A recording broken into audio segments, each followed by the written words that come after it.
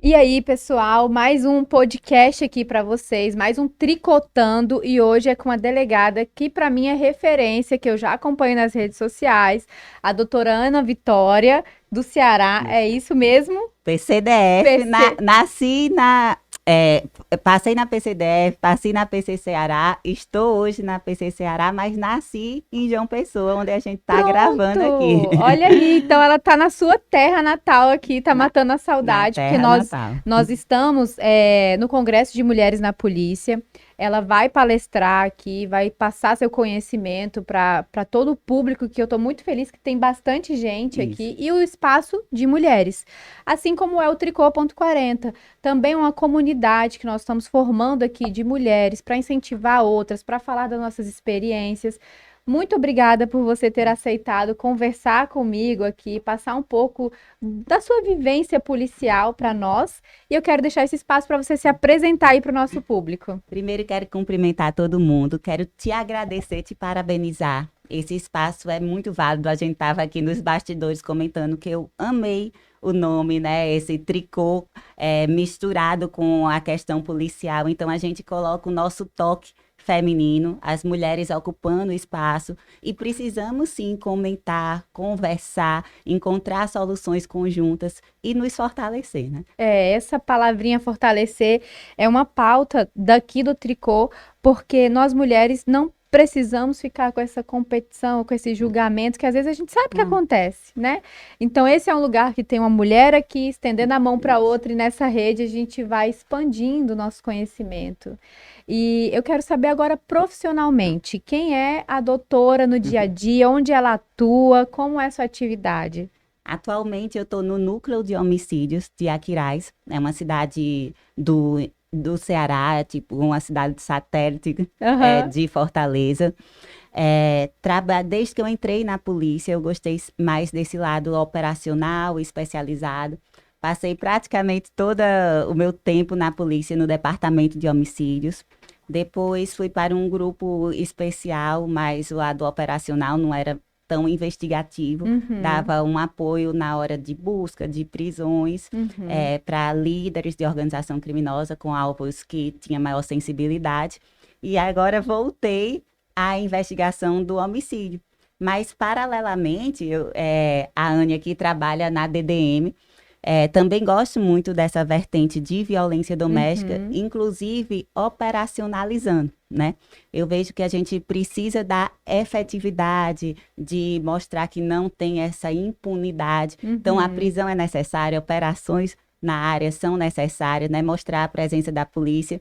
Então, de vez em quando, eu dou também como diz, umas pinceladas na área de violência doméstica. E é muito importante a outra mulher aqui que está nos assistindo saber que tem mulher desse lado de cá que está atuando sim.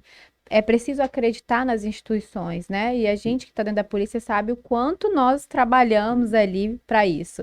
E nessa pegada de colocar a lupa aí no nosso ponto forte, nas nossas atribuições, quero conhecer um pouco da doutora Ana antes de entrar na polícia. Como foi sua caminhada de estudos? Você teve êxito em vários concursos? Fez curso de formação? Como que foi isso? Para você ter noção, foi muito bom tratar esse tema, porque todo mundo vê assim, a Ana Vitória, delegada, e as pessoas, você se identifica demais. Mas eu não tinha essa vocação de pronto, eu não nasci, eu quero ser polícia, e não tenho nenhuma referência de policial civil na minha Uhum. família. Eu comecei querendo ser diplomata, olha, nada a ver, Olha, nada a ver. direito você sabia que queria. Eu não, eu queria fazer relações internacionais. Eu fiz Entendi. direito, porque na minha época era aqueles três cursos É básico. ou eu fazia medicina, ou direito ou engenharia, né? Senão Aham. nosso pai vim de família classe média baixa, nunca, graças a Deus, passei necessidade, mas tinha só o suficiente, que era o estudo, né? Aham. Sempre na minha família a gente venceu pelo estudo. Minhas mães estudaram em universidade pública, eu estudei em universidade pública e consegui pelo estudo modificar, né, nossa qualidade de vida. Uhum. E aí conheci um pouco melhor um diplomata, tive uma chance de fazer um estágio no Itamaraty e percebi que não ia me adequar. Muita formalidade, eu gostava da atividade em si, mas percebi que não queria viver Aham. naquilo. E sofri. uma violência num momento que minha família passou por um período bem complicado de falência, de problemas financeiros. Meu pai com problemas psiquiátricos. A gente, assim, como disse, chegando no fundo do poço, quando eu estava indo visitar o meu pai, fui vítima de um roubo armado. Uma quadrilha fortemente armada. Na verdade, eles estavam fazendo roubo a banco e Nossa, abordou. isso onde? Isso num carro saindo de casa. João Pessoa? Em João Pessoa. E aí, além dos pertences, a dignidade também foi levada, né? Porque aquelas palavras de baixo calão, toda hora ameaçando até contra a dignidade sexual, né? Aquele medo, e eu me senti muito vulnerável. Impotente Impotente. ali, né? E nesse momento, a única coisa que me veio na cabeça foi a polícia, a delegacia. E eu comecei a pensar, né? Porque é a primeira instituição que garante os nossos direitos. Nessa hora eu não poderia ir num fórum, não poderia falar com o juiz, defensor, promotor. Era o delegado. E me surpreendi que eu cheguei lá, era uma delegada.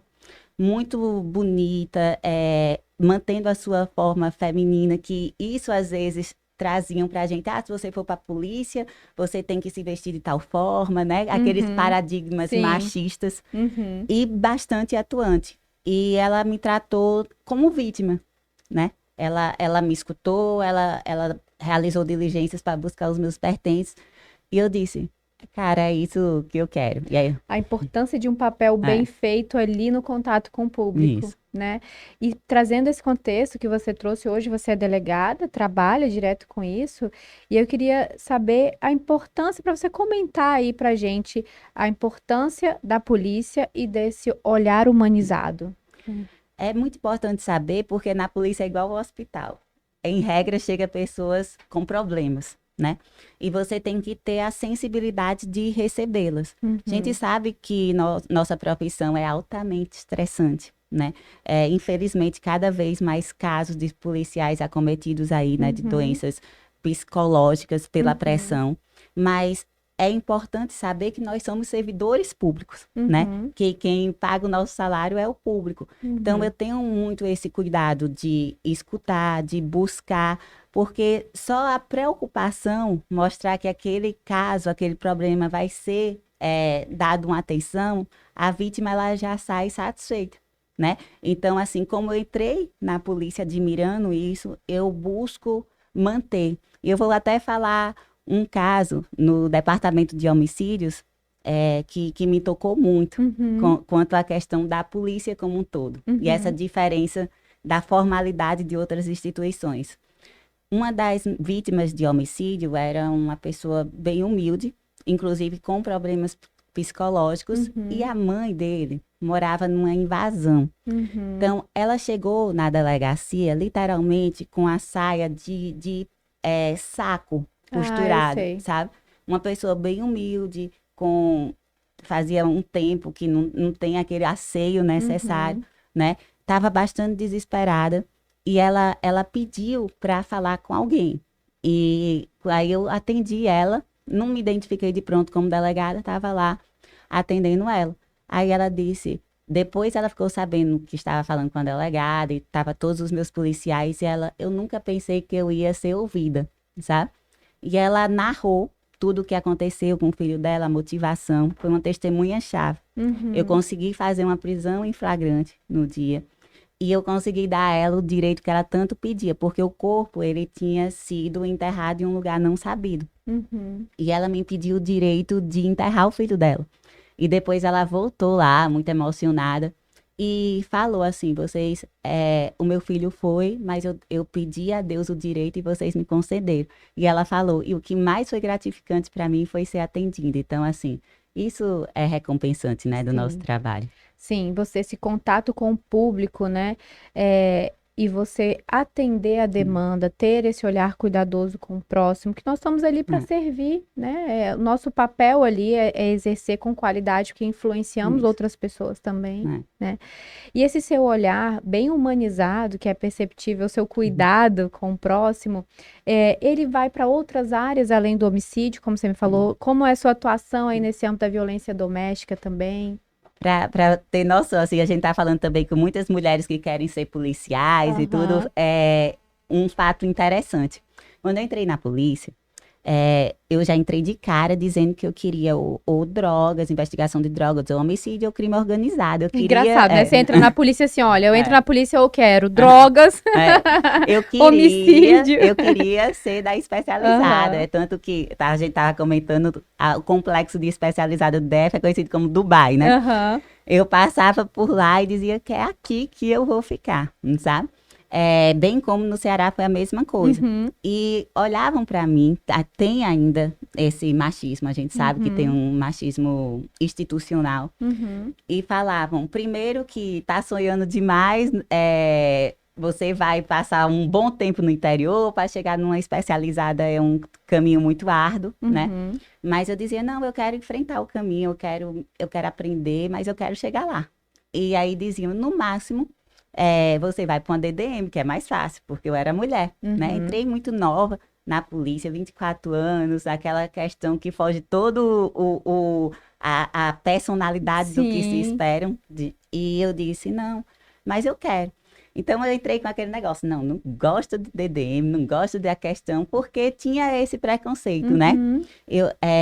Aí comecei a investigar homicídio, e dentre o qual o O feminicídio. feminicídio. E percebi que o feminicídio é um crime muito diferenciado, é um crime que dá sinais, né? Ele é Uhum. um crime que ele pode ser prevenido. Uhum. E eu constatei, não foi ninguém que me falou, sabe? Eu constatei que a maioria das vítimas do feminicídio já tinha feito um boletim de ocorrência por um crime contra a honra, uma lesão leve, e isso foi evoluindo, né? Uhum. Então, se a gente conseguisse fazer uma triagem realmente de vítimas potenciais com essa progressão, né, Uhum. de que vem sofrendo, a gente consegue dar o suporte para evitar um feminicídio. E principalmente quebrando o ciclo da Da violência. violência. Ensinando, né, ali, E prevenindo também algo isso. mais grave. Tratados internacionais, como eu falei, eu gosto muito, falam que o feminicídio é um crime atípico, justamente por essa peculiaridade. E a prevenção é dentro das escolas, universidades, programas como esse, falando, sabe?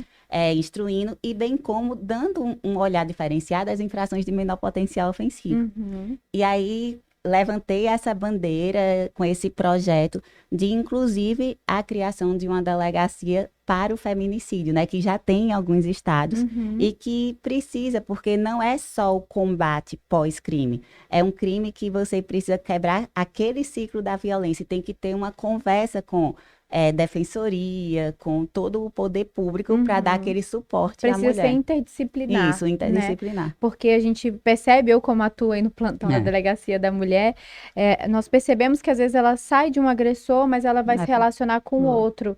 E dentro desse contexto, eu queria saber se você dá palestra sobre esse tema para mulheres, como a gente consegue aí apoiar outra mulher. Isso. Em todas as cidades que eu trabalhei, eu me apresento nas escolas, às instituições, para fazer esse viés educativo. Também, quando eu sou contratada para palestra, um dos temas é a questão do feminicídio. Uhum, Mas o que eu bato muito, justamente, é essa importância interdisciplinar. Eu acho que você já passou por isso.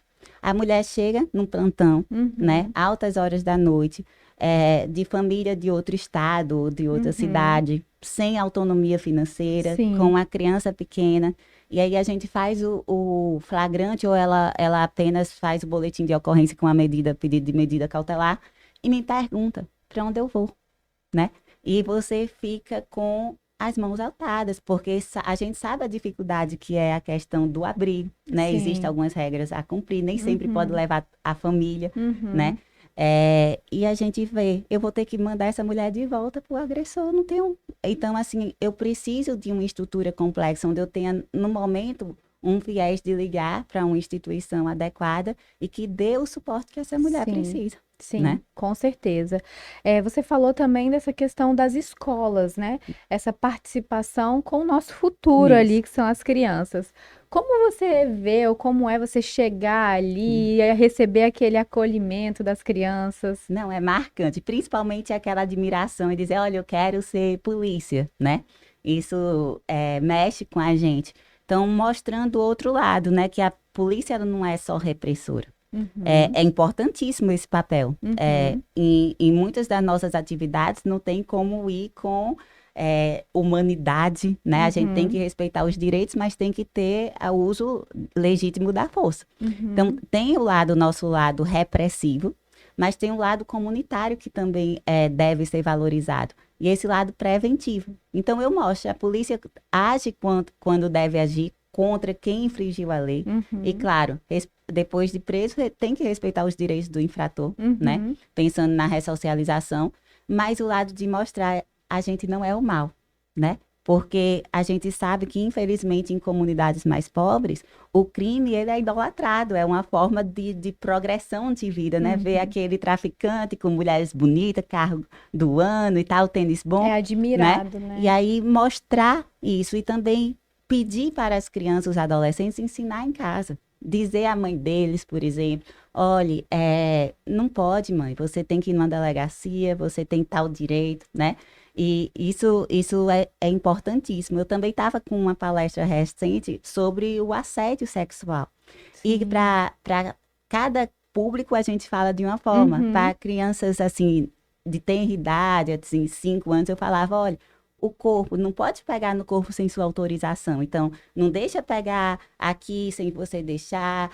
Aquela linguagem, eles vão entendendo. Então, eles já sabem. E eu falo, olha, até mesmo familiares, você tem que permitir. O corpo é seu, sabe? E aí a gente vê com pouco tempo essa repercussão de um coleguinha até falando pro outro, não pode se você não deixar, isso é lindo, né? Essa orientação que a gente tem que passar mesmo, né? E chegar a esses espaços, acessar as crianças, que é o nosso futuro, trazer a nossa visão da polícia, e aqui o Tricô é para isso mesmo, né? Pra gente mesmo trazer a nossa visão aqui de policial para outras pessoas.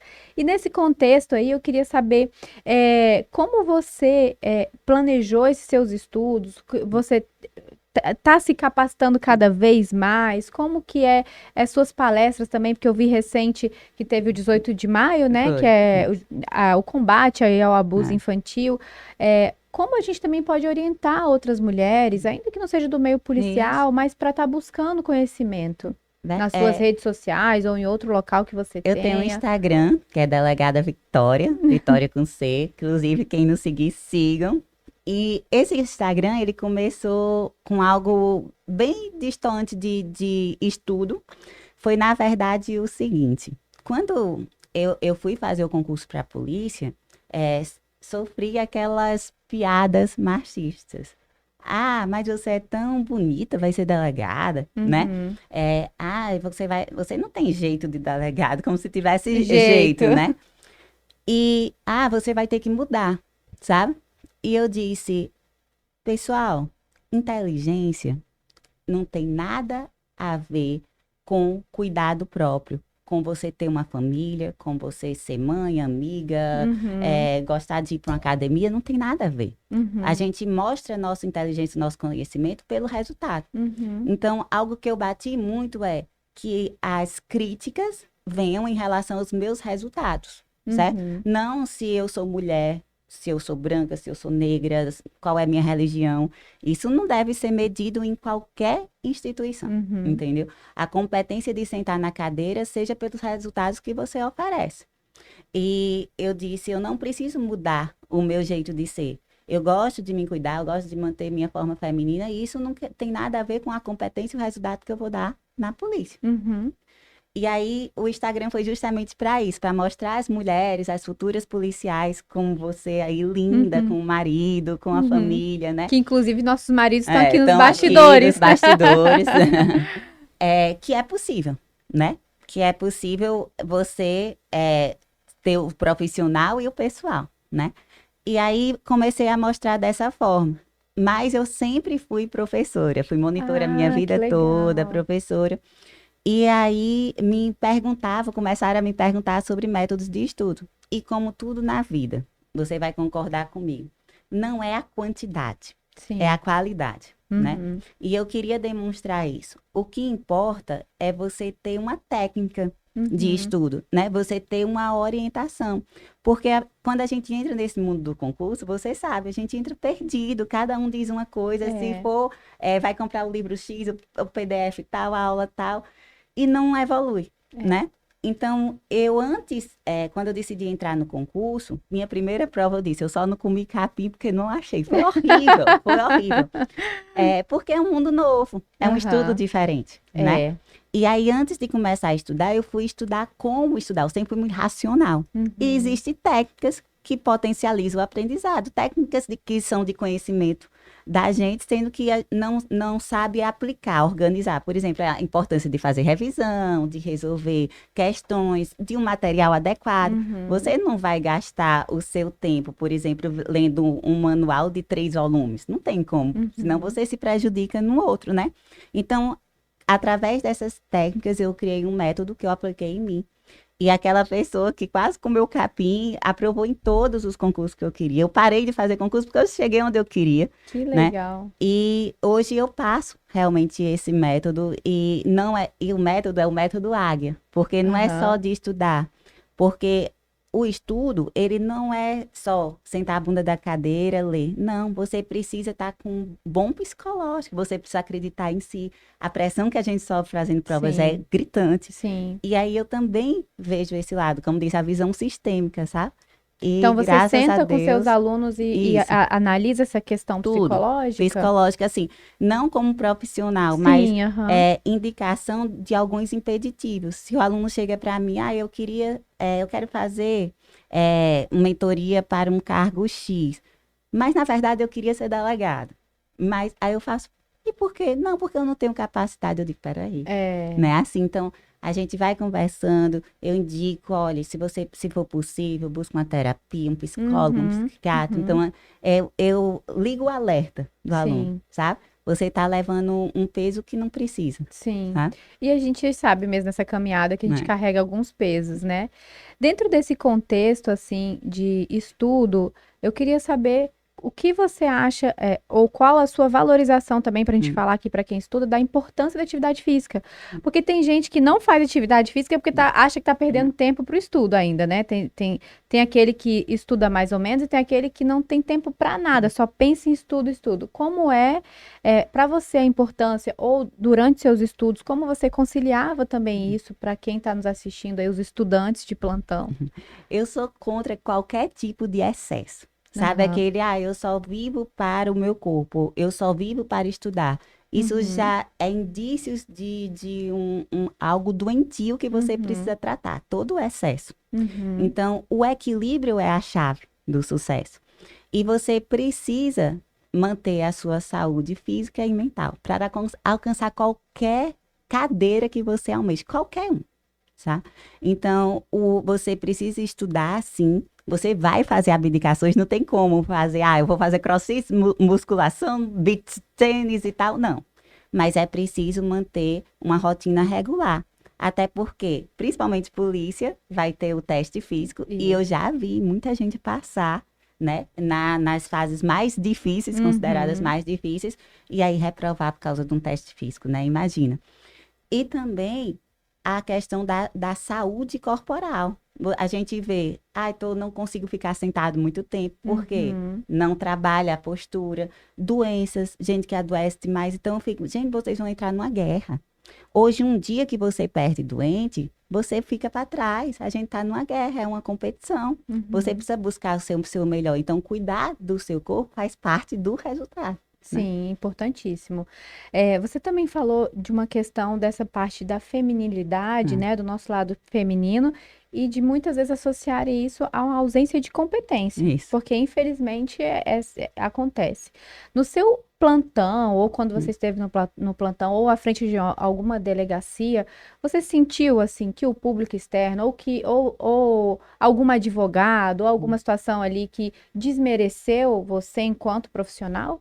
Senti e sinto, né? É indiscutível essa questão do menosprezo, Uhum, principalmente no Nordeste. O Nordeste ainda tem esse peso maior, uhum, né? Mas eu sempre busquei me calar, não discutir com essas pessoas que, a partir do momento que você usa comigo argumentos preconceituosos, eu não tenho conversa com você. uhum, Então, eu sempre mostrei, através da aplicação da lei, e dos meus resultados. E eu sempre deixei questionarem os meus resultados, meu trabalho como delegado, não o meu sexo. Então, eu sempre tive essa postura. Tive preconceito de colegas, preconceitos de advogados, do público, mas ao mesmo tempo fui ganhando o meu espaço. E algo importante, assim, eu nunca me vitimizei. Desde a época da academia. Eu queria fazer as mesmas coisas. Eu queria ter o meu tratamento, claro, dentro da minha peculiaridade como mulher. Mas que não fosse me dado nenhuma vantagem, nenhuma desvantagem.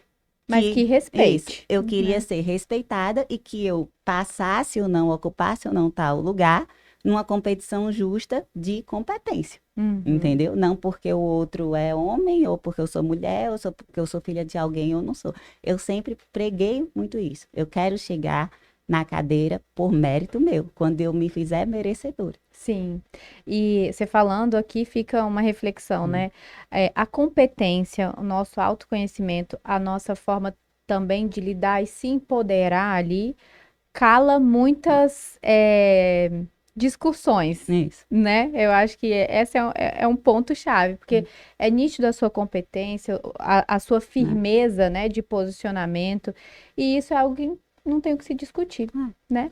E eu quero que você puder ir falar para outra mulher, porque nem toda mulher aprende a se posicionar. É algo que a gente também tem que trabalhar, né? De não ter a mulher, ela não tem que estar sempre pronta a agradar, mas ela tem que estar sempre pronta a defender seus ideais, Isso. né?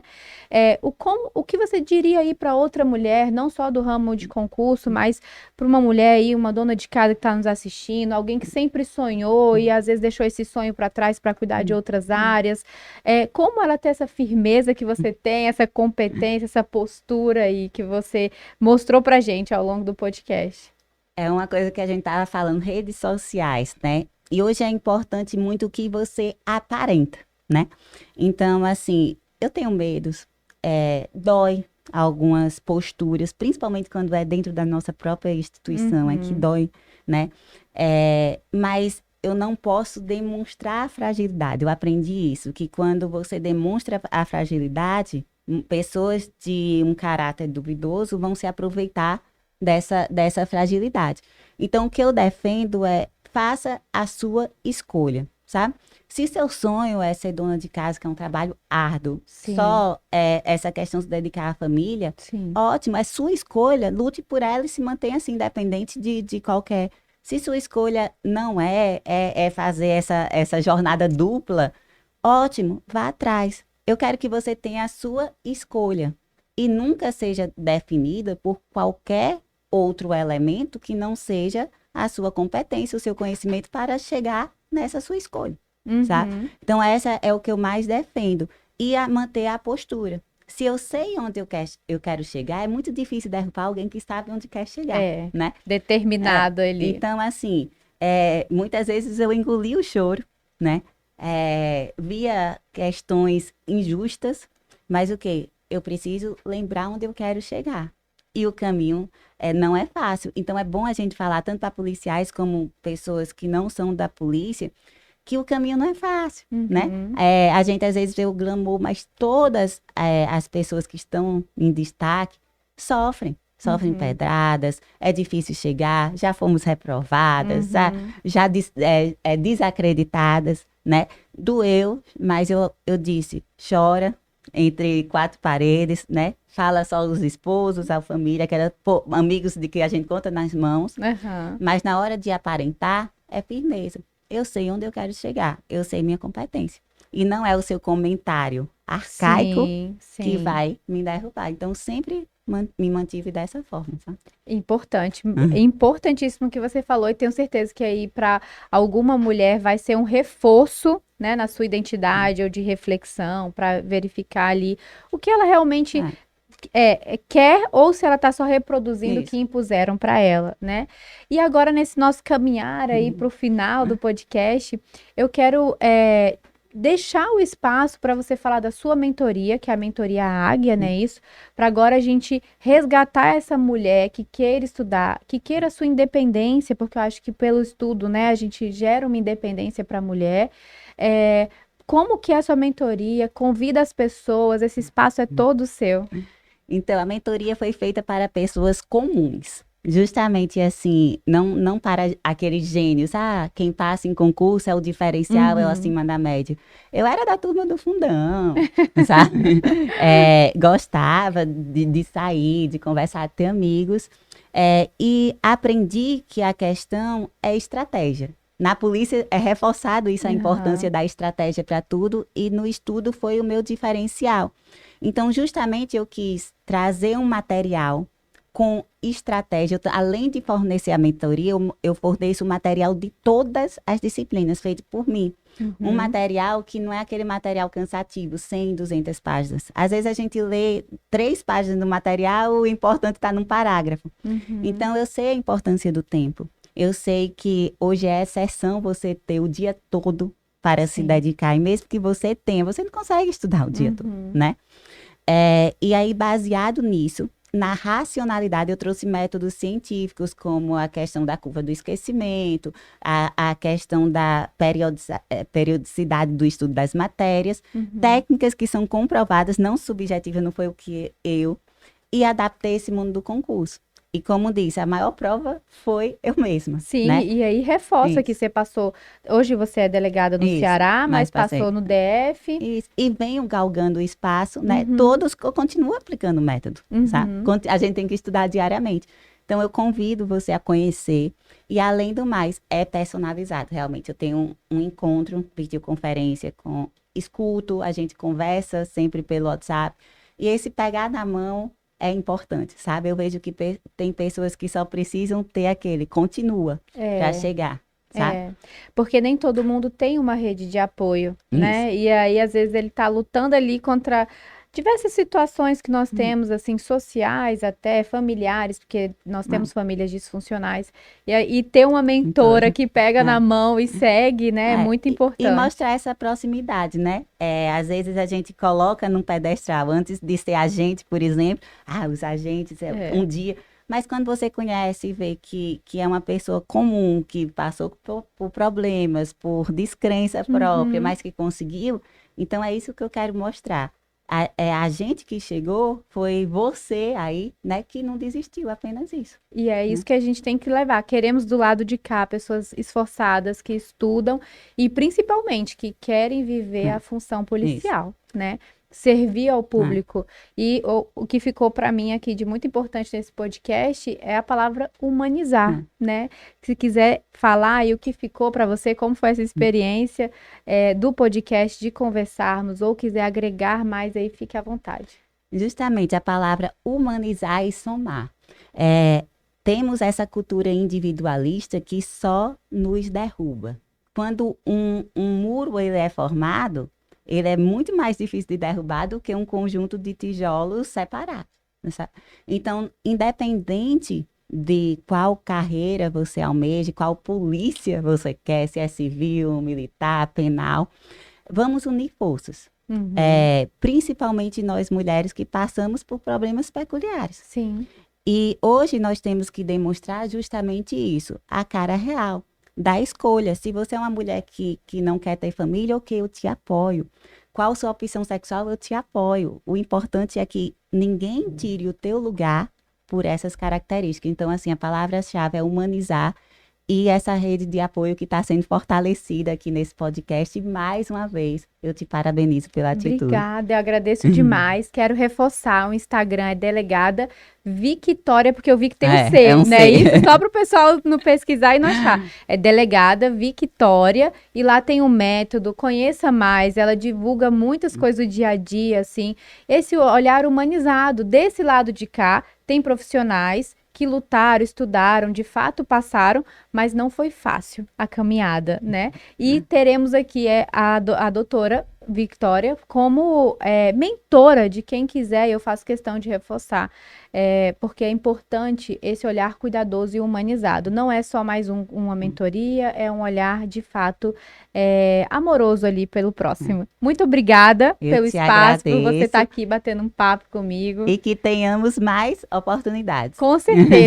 Obrigada Agora, por tudo. Eu vou dar um presentinho aqui para ela, a gente vai... Cadê? Do Urban Policy. Vamos lá, né? Eu espero que você goste, com certeza.